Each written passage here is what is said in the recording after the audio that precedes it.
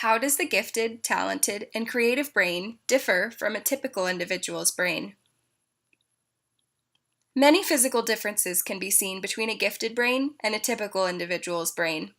The corpus callosum helps with multitasking and connects all parts of the brain. This part of the brain is visibly thicker in gifted students. A gifted child has a high working memory demand. They are able to hold sustained and focused thinking because of this. The gifted brain is described as a more efficient, dynamic workspace. Cognitive differences are another significant division between gifted children and typical children. Children who are gifted think diversely in many ways. Their learning is dynamic. It is interactive, not divided into compartments. Finally, their learning is distinct and unique. When it comes to their academics, gifted children often have higher motivation and better self-management. What does achievement mean? Achievement is a result of systematically developed skills.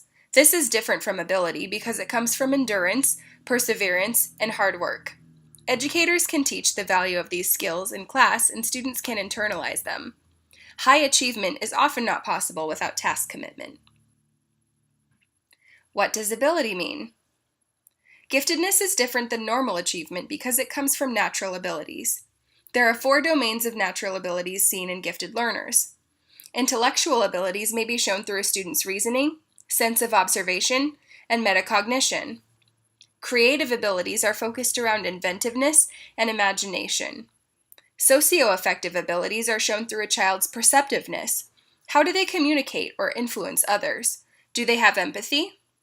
Finally, sensory motor abilities involve strength, coordination, and tasks that involve endurance.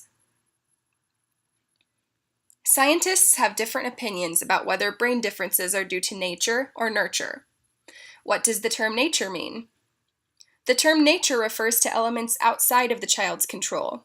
These elements influence the child's brain and physical development. A family history of something could be passed on through nature. Physical development looks different for every family. Children clearly resemble their parents, often in more ways than just the outward appearance. What does the term nurture mean? The term nurture refers to the physical environment. Siblings and parents may influence a child to stay on track academically and value school.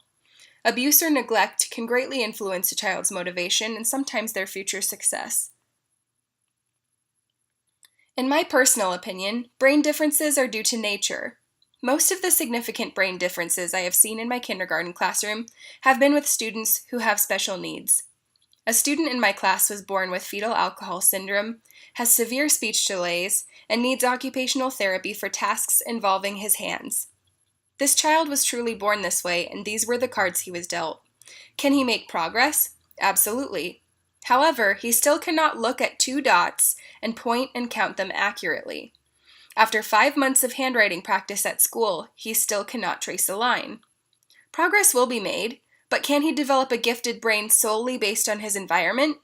He may learn creative skills, but from the 5 months I've worked with him, he is still learning those foundational skills that are necessary for success. For a child's full potential to be reached, he or she must be given an environment in which to thrive. Gifted behavior can be developed when given the best environment. One of my students has a difficult home life. Her mother is in jail, and the people taking care of her at home do not check her folder or help her with any of her homework. However, in class, she is internally motivated to succeed. She listens carefully, asks thoughtful questions, and does amazing detailed work. I know from what she has told me that she has not received help at home from anyone. My classroom environment has helped to bring out the best in her. Choosing between only nature or only nurture is very difficult. My final opinion is this: significant brain differences are due to nature. Minor brain changes that take more time can take place due to nurture. In conclusion, this is the mission and goal of every teacher: to create a learning environment that supports all kids. We must remember to be mindful of the differences that influence our students' behavior and learning.